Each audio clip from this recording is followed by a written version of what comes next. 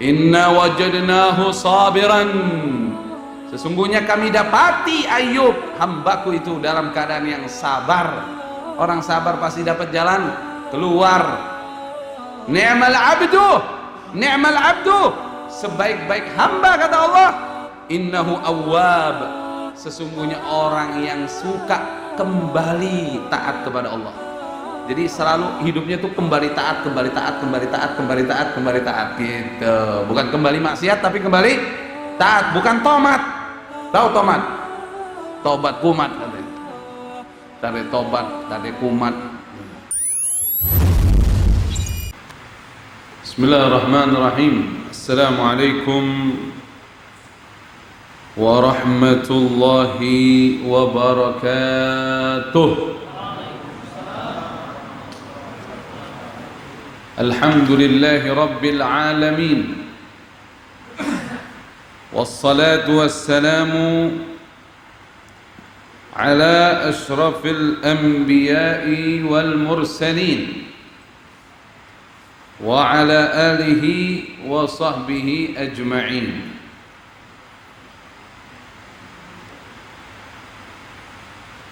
Wassalatu wassalamu ala ashrafil anbiya'i wal mursalin sayyidina Muhammadin wa ala alihi wa sahbihi ajma'in. Amma ba'd.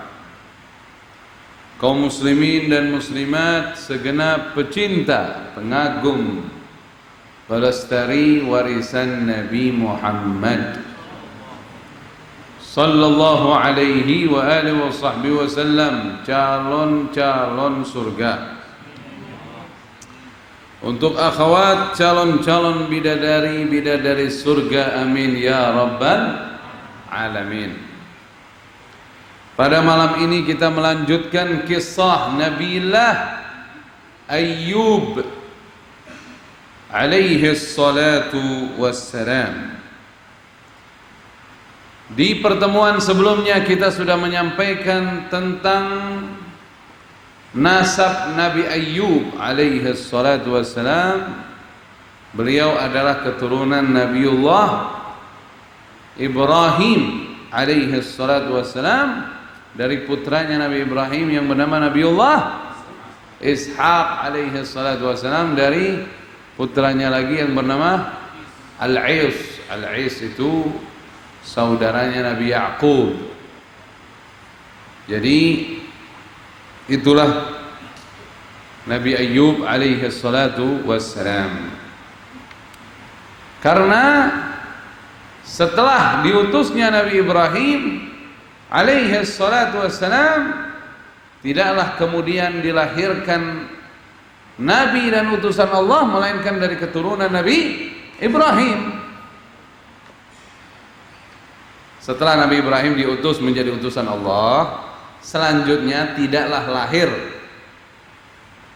Nabi dan Rasul melainkan dari keturunan Nabi Ibrahim alaihi salatu wassalam. Juga terutama Nabi kita Muhammad sallallahu alaihi wasallam. Makanya Nabi Ibrahim itu dijulukinya Jaddul Anbiya atau Abul Anbiya, ayahnya para nabi atau kakeknya para nabi. Alaihim wa ala nabiyina afdhalus salatu wassalam, termasuk Nabi Ayyub ini. Yang dijuluki kakek Nabi itu ada 3. Yang pertama Nabiullah Adam alaihi salatu wassalam, jaddul awal, ini kakek pertama manusia ini. Yang kedua Nabiullah Nuh, jaddul thani alaihi salatu wassalam, kakek kedua manusia.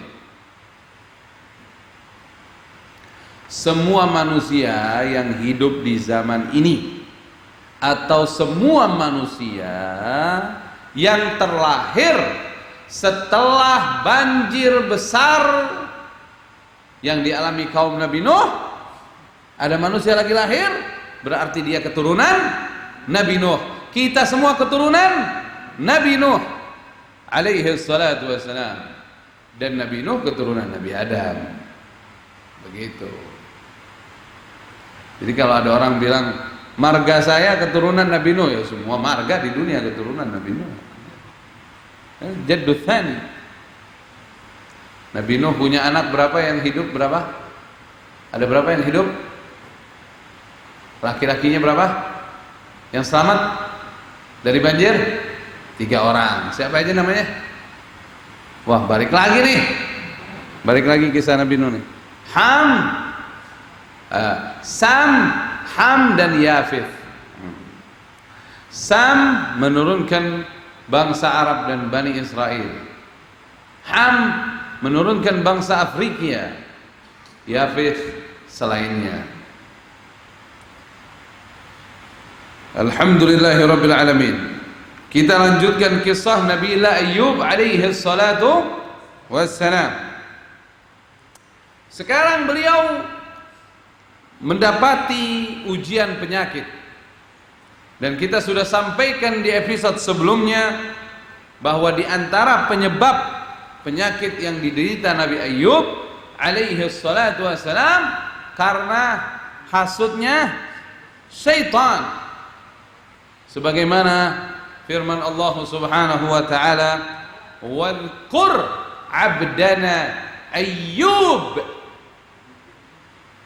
idh nada rabbahu anni massaniya syaitanu binusbi wa 'adzab." Dan sebutkanlah atau dan ingatlah akan hamba kami, kata Allah Subhanahu wa taala, yang bernama Ayyub. Maksudnya Nabi Ayyub alaihi salatu wassalam, ketika dia bermohon kepada Allah Subhanahu wa taala, Tuhannya, bermohon kepada Allah sebagai Tuhannya, sesungguhnya aku, ya Allah, diganggu oleh syaitan dengan kepayahan dan dengan siksaan.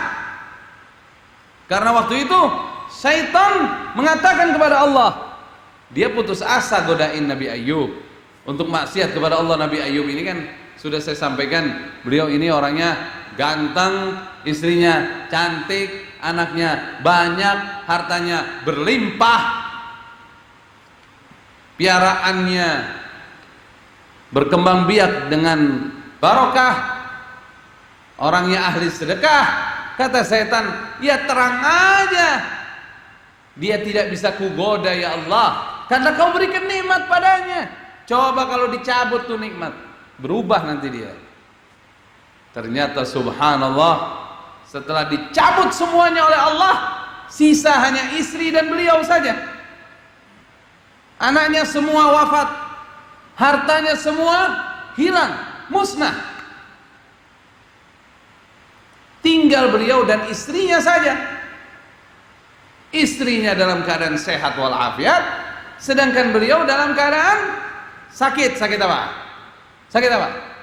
Jangan disebut macamnya. Quran nggak nyebut macam penyakitnya. Pokoknya sakit aja. Saya sudah sampaikan di episode sebelumnya. Ahlus sunnah wal jamaah berusaha menyampaikan kisah para nabi dengan akhlak, dengan adab. Jangan sampai kita terperangkap kepada kisah kurang adab kepada Nabi. Sakitnya nanti gini-gini dijelasin sampai dipretelin kalau bener omongannya. Udah ngomong aja, sakit aja pokoknya. Sakit yang menyebabkan beliau tidak bisa bergabung dengan banyak manusia. Tapi sakitnya tidak menular. Saya ulangi, sakitnya tidak menular. Tidak ada satupun nabi yang diuji dengan penyakit menular. Tidak ada. Semua nabi kalau dikasih sakit sama Allah, sakit terhormat. Alaihim wa ala nabiyina afdhalus shalah wassalam. Pokoknya sakit. Kalau mau ceritain begitu. Kalau mau berakhlak dalam mengisahkan kisah para nabi. Tapi kan ada riwayatnya, beberapa kitab menyebutkan, ya tapi kan nggak berdasarkan yang sahih, tidak bisa dipastikan kesahihan. Ya sudah, kita ceritain aja dengan adab, apa susahnya sih? Lebih aman kan? Ya salam bilang itu, ya salam itu, ya salam, ya salam. Ojo menengai, ojo iki. Walhasil Kemarin juga kita kisahkan beliau sakit selama 18 tahun. Bukan seminggu 2 minggu, bukan sebulan 2 bulan. Kita aja ngalamin ujian kayak begini udah ngeluh, banyak yang ngeluh. Ini berapa tahun? 18 tahun. Kebayang nggak? 18 tahun nggak bisa nyari nafkah. Subhanallah, kemarin kita bahas istrinya Masya Allah, namanya Sayyidati Rahmah, wanita salehah yang langsung mendapatkan curahan ridha dan rahmat dari Allah karena dalam keadaan suaminya sulit dia membantu. Jangan kayak yang di sono. Yang di sono di mana itu? Suaminya masih kerja aja udah dibentak. Gimana suaminya sakit? Suaminya pulang masih bisa kerja udah dibentak pulangnya. Ada kayak yang begitu? Mana dia orang ini? Na'udzubillahi min dzalik. Gimana suaminya ta'ab? Tahu ta'ab itu? Susah. Ta'ab artinya susah. Bukan susah. Susah. Walhasil. Insyaallah Allah karuniakan kita istri yang salehah. Emang belum dapat? Ya salah. Ya salah. Luar biasa. Maksudnya yang sekarang udah jadi istri kita insya Allah tambah solehah. Ntar kalau begini ntar nggak boleh ngaji lagi di mana. Ngajian apa itu katanya? Ya salam. Jadi para hadirin dan hadirat sekalian, singkat kisah kemarin kita sudah sampaikan bahwasannya istrinya Nabi Ayyub alaihi salatu wassalam kerja jadi pesuruh. Bayangkan dari istri saudagar mau menjadi pesuruh, yang penting pulang bisa bawa makanan buat suaminya. Masya Allah, Masya Allah, tabarakallah. Lama kelamaan bertahun-tahun ternyata ada yang hasut, ada yang bongkar, ada yang gosipin perempuan-perempuan di sekitarnya. Itu hati-hati tuh, itu istrinya Ayub itu, nanti takutnya bawa penyakit tuh. Fitnah, dibilang bawa penyakit Nabi Ayub tidak menular. Salah satu bukti bahwa penyakit Nabi Ayub tidak menular, istrinya yang tiap hari bersamanya tidak tertular. Penyakit itu bisa tertular atau tidaknya itu dengan izin Allah. Kalau Allah tidak izinkan, tidak tertular. Jadi kalau tidak mau tertular dengan penyakit, dekatkan dirimu kepada Allah, mintalah kepada Allah perlindungan. Ya salam.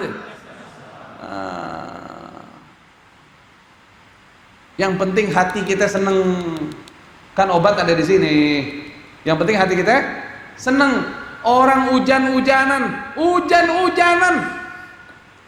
dagangannya kagak laku, hujan-hujanan, pulang flu, langsung flu tuh. Hacam. Kenapa? Kehujanan, kagak laku dagangannya. Kehujanan flu. Coba orang yang baru nerima duit 50 juta pulang kehujanan, biasa aja. Subhanallah. Masalah kegembiraan ini. Mudah-mudahan hati kita gembira insyaallah. Udah dikasih tahu resepnya sama Nabi kita Muhammad sallallahu alaihi wasallam, "Idza dhaqat 'alaika dunya faqul ya Allah." Kalau dunia mempersempit engkau, katakan ya Allah. Selesai. Minta sama Allah kegembiraan. Ini mesti plong. Hati kudu baik. Jangan sombong, jangan hasud, jangan iri, jangan dengki, jangan suuzon. Masya Allah, tabarakallah. Mudah-mudahan Allah ampunin dosa-dosa kita, Allah rahmatin kita. Akhirnya singkat kisah, istrinya udah nggak bisa kerja lagi. Taunya zaman dulu tuh istrinya Nabi Ayub ini kan cantik, rambutnya panjang. Ada orang yang kepengenin rambutnya, orang fulus. Akhirnya dijual apanya itu istilahnya itu, rambut sampingnya itu dijual sama orang berduit.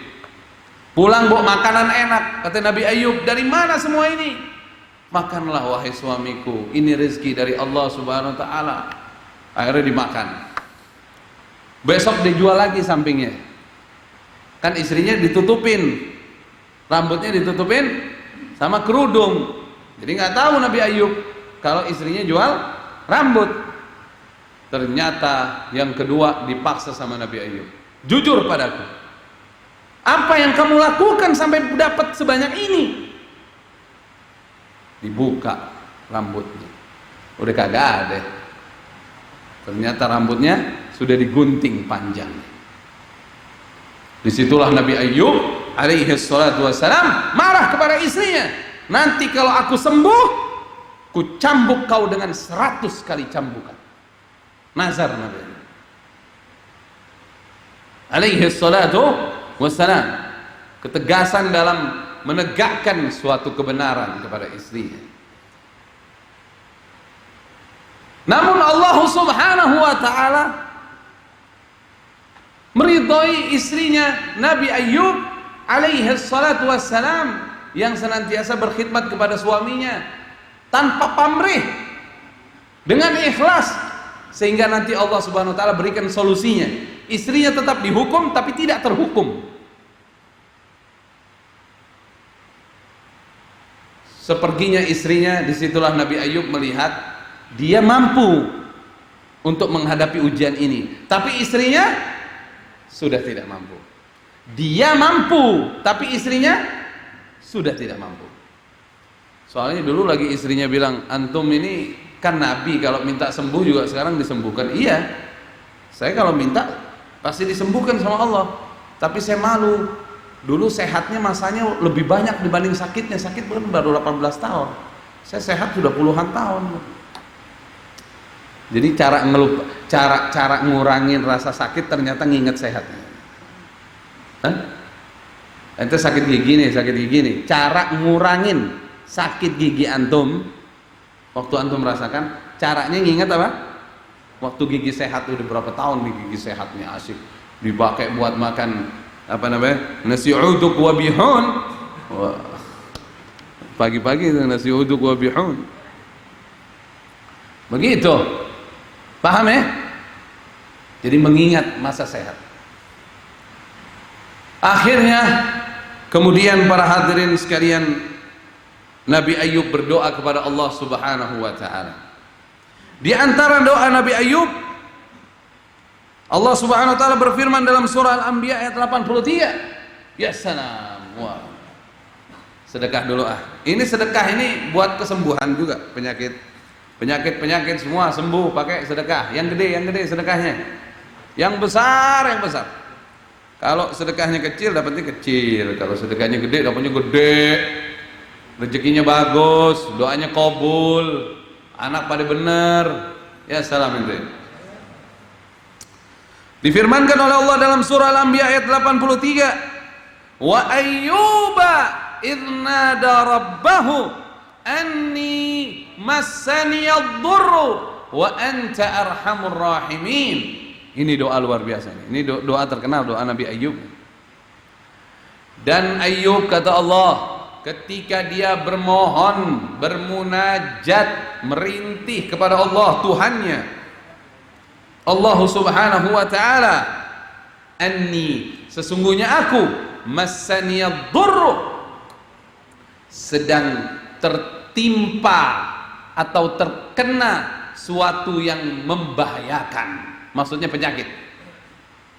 Dan di sini juga dia khawatir ketidakmampuan istrinya melanjutkan ujian. Asyaddun nas bala'an al-anbiya, kata Nabi kita Muhammad sallallahu alaihi wasallam, paling berat ujiannya para nabi, kemudian orang-orang saleh, kemudian selanjutnya kadar kesolehannya. Di sini nih ana mau jelaskan, tolong ya, perhatikan baik-baik ya. Kadang kita pernah nemuin orang begini, Pak, tahajud Pak, sholat di masjid, jamaah, banyak baca Quran. Aneh nggak berani. Kenapa nggak berani? Entar kalau ibadahnya kuat, ujiannya gede. Ada nggak yang begitu modelnya? Mana dia tuh orang itu? Kagak ke masjid ini, takut diuji katanya. Loh, pilihannya cuma dua. Kalau antum ibadah, antum diuji. Antum tidak ibadah, antum diazab. Minta yang mana? Hah? Kalau antum ibadah, antum di apa? Diuji. Kalau tidak ibadah, diazab. Gimana diazab? Tuh buktinya. Boh, tuh buktinya Fulan bin Fulan, Ibnu Fulan, Ibnu Fulan, Ibnu Fulan. Wah, Ibnu Fulan mulu. Hah? Makanya jangan namain anaknya Fulan ya. Sudah dipakai ceramah si Fulan. Tuh buktinya, kagak bener, kagak sholat, kagak ngaji. Sama ulama jahat. Pada seneng-seneng aja.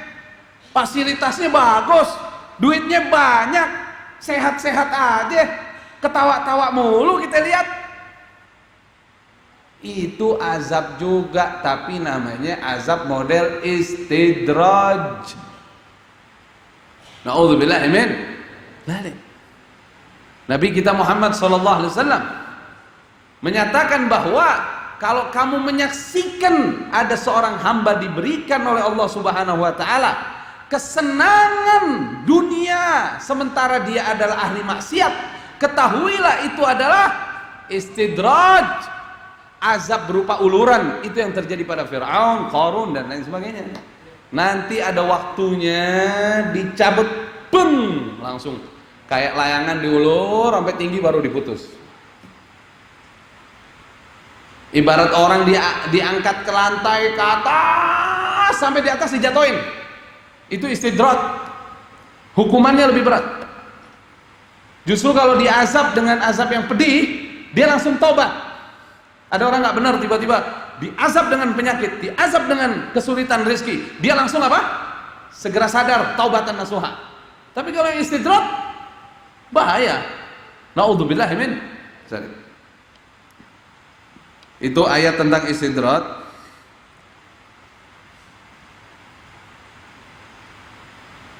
Farihu bima, firman Allah Subhanahu wa ta'ala, falamma nasu, firman Allah Subhanahu wa ta'ala, falamma nasu ma dzukiru bih, maka tatkala mereka melupakan apa yang telah diperintahkan oleh Allah Subhanahu wa ta'ala, melupakan peringatan yang Allah berikan padanya. Apa kata Allah? Fatahna alaihim abwaba kulli syai. Justru maka kita bukakan buat dia segala pintu kesenangan, segala pintu kita bukain, rezeki, ketenaran, popularitas, elektabilitas, segalanya dikasih. Tuh, ambil. Dunianya ambil. Tuh. Fatahna abwaba kulli syai. Hatta idza farihu bima utu, sampai dia betul-betul bangga dengan apa yang didatangkan padanya. Nih, gua orang hebat nih, gua orang kuat nih juga. Akhadnahum baghtah, nanti ada waktunya kita azab secara mendadak buat ngabisin semuanya, kata Allah. Fa idzahum mublisun, maka pada saat itu mereka terdiam berputus asa. Bengong, ya, nyesal. Na'udzubillah min dzalik. Tapi nggak semua orang dikasih dunia lagi diazab, enggak. Ada juga orang yang dikasih dunia memang dikasih rahmat oleh Allah Subhanahu wa taala. Nentu ini gimana kita lihat diri kita? Makin istiqomah apa makin nggak benar, udah gitu aja. Kalau makin istiqomah berarti itu rahmat dari Allah. Kalau dikasih kekayaan makin nggak benar berarti itu apa? Istidraj. Jangan diirikan orang yang lagi kena istidraj dikasihani. Ada orang kadang suka nanya begitu, aneh yang sholat, aneh yang ngaji, hidup aneh susah, giliran teman aneh hidup, lu ya apa sih? Ente kesian dong sama dia. La ilaha illallah. Sallu ala Nabi Muhammad. Allahumma salli wa sallim wa barik alaihi wa ala alihi. Ya salam. Allahumma sallimna wal muslimin. Jadi begitu para hadirin ya. Orang yang berat ujiannya itu orang yang saleh. Bedain antara ujian sama azab. Bedain antara ujian sama hukuman. Sama kayak ente lagi sekolah. Kalau dihukum sama guru, ada nilainya nggak? Kalau dihukum sama guru, ente jalanin hukuman, dapat nilai nggak? Suruh tulis sebuku, saya tidak malas lagi, saya tidak malas lagi, hukuman dari guru. Setelah ente tulis sebuku, dapat nilai nggak? Nggak, udah dihukum nggak dapat nilai. Kalau ujian? Kalau ujian dapat nilai, naik kelas, ada hiburannya habis itu. Dan perhatikan ya baik-baik, yang namanya ujian dari Allah beda sama ujian buatan manusia. Ujian buatan manusia dia pukul rata, anak pinter, anak setengah pinter, anak gak pinter, ujiannya sama. Ujiannya bukan sama, sama. Tuh sekelas tuh, padahal IQ-nya lain-lain, pinternya lain-lain, ujiannya sama. Tapi Allah Subhanahu wa Ta'ala Maha Baik, menguji hambanya sesuai kadar kemampuan hambanya. Dan perlu catatan satu lagi, Anda jangan panik kalau dapat ujian dari Allah. Kenapa? Karena ada ayat-ayat lain yang Allah Subhanahu wa Ta'ala itu berfirman, wa may yattaqillah yaj'al lahu makhraja wa yarzuqhu min haitsu la yahtasib. Ada jaminan dari Allah, kalau kamu takwa menghadapi ujianmu, Allah yang keluarkan ujianmu itu. Allah yang keluarkan kesulitanmu, bukan kamu. Allah yang akan kasih jalannya. Dan Allah kirimkan rizki tak terduga. Jadi buat apa beralasan banyak ibadah takut kena ujian? Ya salah. Kapan mau naik kelasnya? Wong ujiannya ujian yang bakal dikasih tahu sama Allah kok. Kalau emang ente bener orang soleh, ya salam ente, ya salam ente. Kayak Nabi Ayub, diuji dengan ujian yang berat, 18 tahun. Ini orang baik, orang tukang sedekah, habis semuanya, datang ujian yang berat.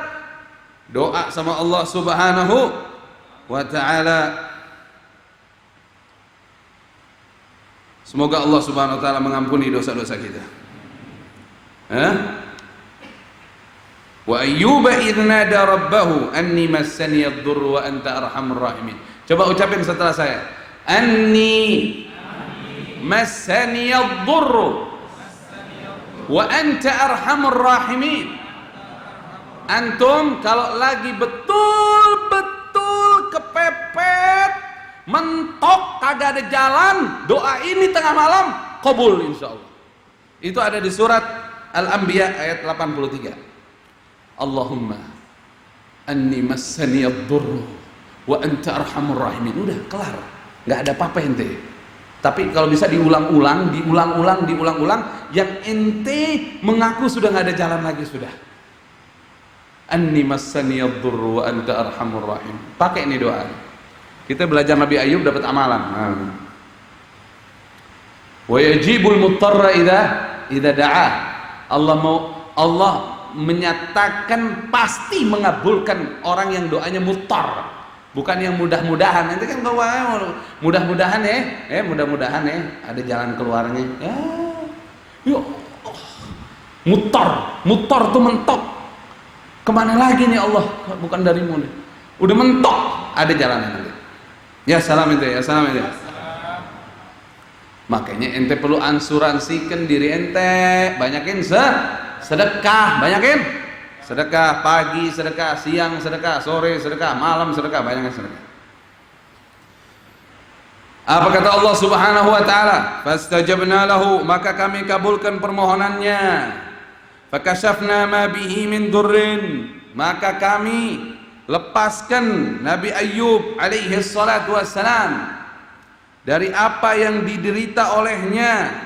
Kami lenyapkan penyakitnya, kata Allah Subhanahu wa Ta'ala, wa atainahu ahlahu wa mithlahum ma'hum rahmatan min indina wa dzikra lil 'abidin. Nanti kita sampaikan ini. Bagaimana cara Allah menyembuhkan Nabi Ayub? Ada di surah Sad ayat 42. Allah berfirman, "Urqud birijlik." Allah berfirman sama Nabi Ayub, "Urqud birijlik." Maksudnya apa? Ketukkan tumit kakimu ke bumi. Tuk. Jadi kan lagi duduk, Nabi Ayub kan nggak, waktu itu sudah payah berdiri, suruh ketukkan tumitnya ke bumi. Begitu diketukkan, keluar air, mata air, mata air yang mana airnya bersih, bening, sejuk sekali. Kemudian Allah berfirman, "Hadza mughtasalun baridu wa syarab." Ini air buat mandi, airnya sejuk dan buat minum. Mandinya buat ngobatin penyakit luar, minumnya buat ngobatin yang di dalam. Jadi perlu diomongin ini. Obat terbaik air murni dari Allah. Saya ulangi, obat terbaik untuk membasmi berbagai penyakit, air murni yang dari Allah. Ya salam. Kalau ente percaya, kalau ente yakin, maka insya Allah orang wudhu jauh dari penyakit. Orang sering mandi wajib, mandi sunnah, jauh dari penyakit. Orang yang mandi untuk sholat subuh jauh dari penyakit. Tanya sama babe-babe kita nih yang pada panjang umur sehat walafiat, rata-rata mandi pagi. Ya bebe. Antum usia berapa Pak? 77. Mandinya jam berapa? Jam 1. Jam 1 pagi. Loh bener, karena mandinya buat tahajud. Hadza mughtasalun baridu wa syarab. Apa sih? Ini air yang sejuk buat mandi dan buat minum. Jam 1 lagi. Kita jam 3 deh belajar. Jangan langsung jam 1. Belum kuat kali kita. Masya Allah. 77. Jalannya ente kalah ente. Sama Pak Haji jalan kalah ente. Karena lihat tadi jalan. Luar biasa. Insyaallah kita doakan orang tua kita panjang umur, sehat walafiat. Ini jadi para hadirin. Akhirnya mandi Nabi Ayub, minum, bukan cuman sembuh, kembali muda. Ya salam, kembali muda. Coba, makanya wajahnya pada ajib-ajib. Yang sering apa namanya? Yang sering apa? Mandi subuh. Coba yang mandinya jam 7:30. Subuhnya jam 8. Ya. Udah dah. Kagak ada sedep-sedepnya. Paham? Ibarat orang ngomong ini nasi ulam nggak ada kelapenya. Ya. Ya salam. Jadi ingat nasi ulam. Jadi begitu para hadirin. Mandi subuh dan cuci tangan itu cukup. Cuci tangan cukup. Jangan kebanyakan pakai kimia. Cuci tangan air murni dari Allah. Baca bismillah, salawat, insya Allah bersih zahiran batinan. Amin ya rabbal alamin. Jadi kemudian Nabi Ayub ada riwayat dari Abu Hurairah radhiyallahu taala anhu dari Nabi kita Muhammad sallallahu alaihi wasallam, waktu Nabi Ayub mandi didatangkan sama Allah belalang emas. Belalang apa? Emas. Begitu tuh belalang jatuh, belalangnya mati. Belalang emas jatuh mati, rame. Akhirnya kata Allah, ambil tuh belalang buat modal hidupmu ya Ayub, kata Allah. Biar kaya lagi. Itu belalang emasnya ditaruh di kantongnya. Udah full kantongnya, diambil lagi sama Nabi Ayub begini. Katanya Allah, alam tasba ya Ayub, tidakkah kamu merasa kenyang?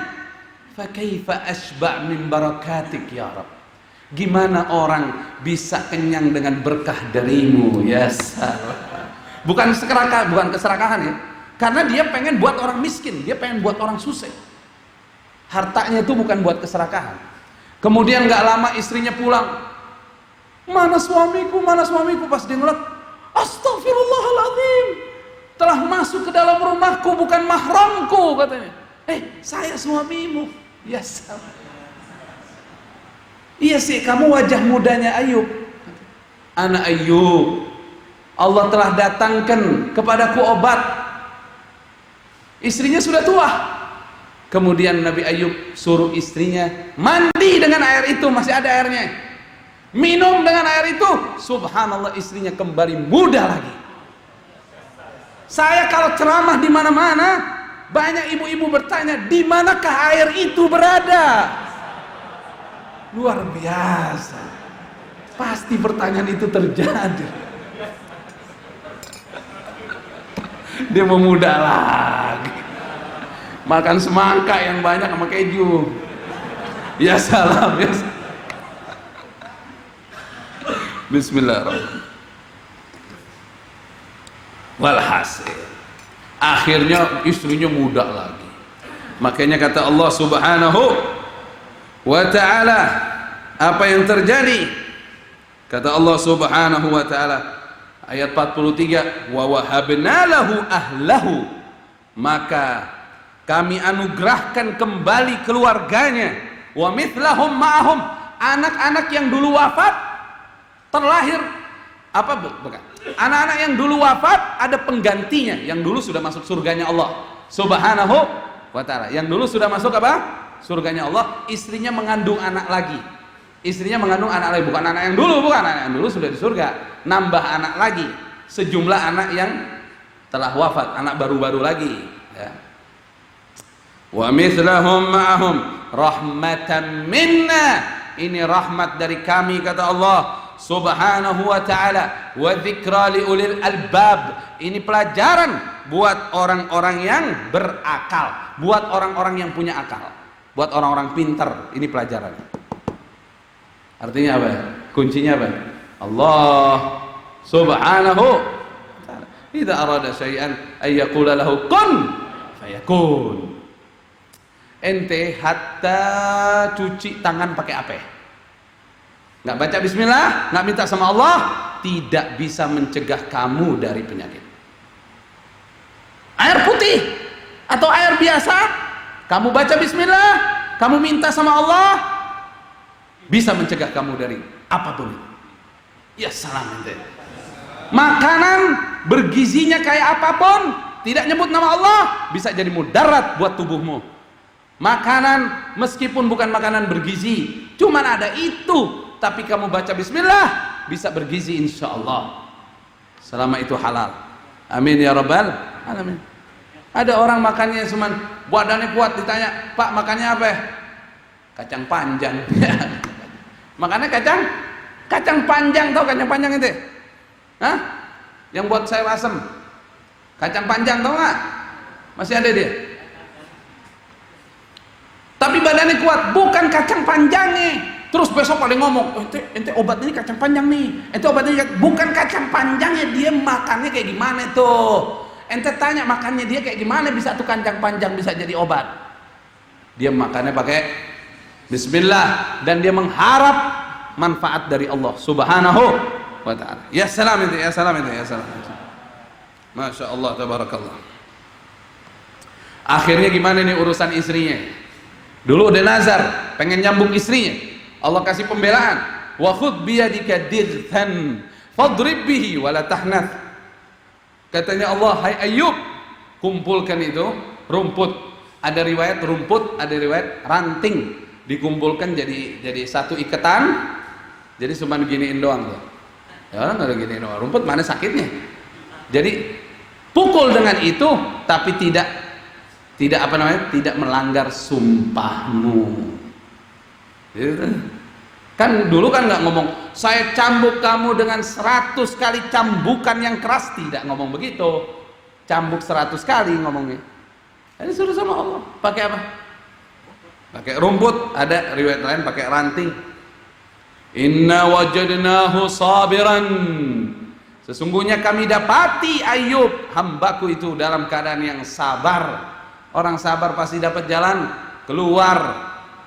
Ni'mal abdu, sebaik-baik hamba kata Allah. Innahu awwab, sesungguhnya orang yang suka kembali taat kepada Allah. Jadi selalu hidupnya tuh kembali taat, kembali taat, kembali taat, kembali taat, kembali taat gitu. Bukan kembali maksiat tapi kembali taat, bukan tomat. Tahu tomat? Tobat kumat katanya. Tadi tobat, tadi kumat. Ini kembali taat, kembali taat, kembali taat, kembali taat. Masya Allah, tabarakallah. Dan kisah Nabi Ayyub ini kesimpulannya ada di surat Shad ayat 41 sampai 44 dan surah Al-Anbiya ayat 83 sampai 84. Di 84 di ayat setengah terakhir yang belum kita baca, wa atainahu ahlahu wa mithlahum ma'ahum, sama nih. Kami datangkan kembali keluarganya dan yang seperti keluarganya yang telah hilang. Jadi ada lahir lagi anak-anak yang baru. Rahmatan min indina, ini rahmat dari sisi kami kata Allah. Wa dzikra lil abidin. Di sini lain lagi firman-Nya, tambahan. Wa dzikra lil abidin, pelajaran buat orang-orang yang beribadah kepada Allah. Selalu intinya dapat jalan keluar, selalu dapat jawaban. Ya salam ini. Mudah-mudahan apa yang saya sampaikan manfaat. Dulu ada seorang ulama, saya pernah dengar ceramahnya, namanya Asy-Syaikh Kishk rahimahullah tabaraka wa taala, ulama besar dari Mesir. Beliau diuji oleh Allah Subhanahu wa taala, mata zahirnya tidak melihat. Tapi beliau melihat dengan ainul basirah. Jadi beliau bilang waktu itu saya masih ujian di Azhar. Saya dengar ceramahnya waktu itu. Dengar ceramahnya lewat syarit, lewat apa? Lewat kaset. Lewat syarit. Nah. Akhirnya beliau bilang, saya menghadapi ujian. Dosennya ini dosen paling berat kalau ngasih ujian di Azhar. Kadang-kadang soal yang sulit untuk ketemu di kitab. Saya hampir saja putus asa menghadapi ujian itu. Malam harinya saya berdoa kepada Allah Subhanahu wa taala. Anni massani ad-durru wa anta arhamur rahimin. Ujian besok ini. Subhanallah. Mataku sebelum tidur tidak bisa melihat. Tapi ketika aku tidur, diperlihatkan aku soal besok. Tidur, diperlihatkan soal besok. Jadi setelah aku bangun, saya pikir ini mimpi, insya Allah benar nih soalnya. Pas masuk di kelas, dibacakan soal padaku, ku tahu semua jawabannya karena aku dapatnya sudah. In anni massani ad-durru wa anta arhamur rahimin. Artinya apa? Segala kesulitan apapun itu, pakai doa ini ada jalan keluar. Saya pernah dengar itu, Asy-Syaikh Kishk. Jam 7 mau ceramah, khutbah Jumat jam 11, jam 7 udah macet jalanan ke masjid situ. Kalau khutbah ilahumma Allah, la ilaha illallah, jamaahnya begitu. Manil wahid Allah, manil qahhar Allah. Asik. Ya salam. Ada yatakallam bil qalb. Insyaallah Allah ampunin dosa-dosa kita, Allah rahmatin kita. Nantikan kisah-kisah berikutnya. Insyaallah kisah berikutnya tentang Nabi Daud. Nabiullah Daud alaihi salatu wassalam, berkenaan di dalamnya Nabiullah Sulaiman alaihi salatu wassalam, berkenaan di dalamnya Nabiullah Samuel, berkenaan di dalamnya tentang Talut dan Jalut. Kita akan saksikan pada episode selanjutnya insyaallah. Rabbana taqabbal minna innaka antas samiul alim وتب علينا إنك أنت التواب الرحيم وقل جاء الحق وزهق الباطل إن الباطل كان زهوقا اللهم أرنا الحق حقا وارزقنا اتباعه وأرنا الباطل باطلا وارزقنا اجتنابه يا حي يا قيوم برحمتك نستغيث ومن عذابك نستجير برحمتك يا أرحم الراحمين Arhamar Rahimin ya Arhamar Rahimin. Dan saya ingatkan, kita sekarang masuk tanggal berapa? 2 Zulhijjah. Dan menurut hadis sahih riwayat Imam Bukhari, Nabi SAW menyampaikan hari-hari yang paling dicintai oleh Allah Subhanahu wa taala bagi hambanya untuk beramal saleh adalah yang paling dicinta adalah 10 malam pertama bulan Zulhijjah. Tanggal 1 sampai 10. Makanya disunahkan 1 sampai 9-nya puasa, malamnya tahajud, banyakin baca Quran, fokuskan ibadah, kurangin urusan dunia, Inilah hari-hari kamu harus banyak beribadah, banyak berdoa, banyak merintih kepada Allah Subhanahu wa ta'ala. Barakallahu fina wa fikum. Jadi puasanya sampai tanggal 9. Kalau tanggal 10-nya haram puasa karena Idul Adha. Kemudian siapkan diri untuk kurban insyaallah. Barakallahu fina wa fikum. Assalamualaikum warahmatullahi wabarakatuh.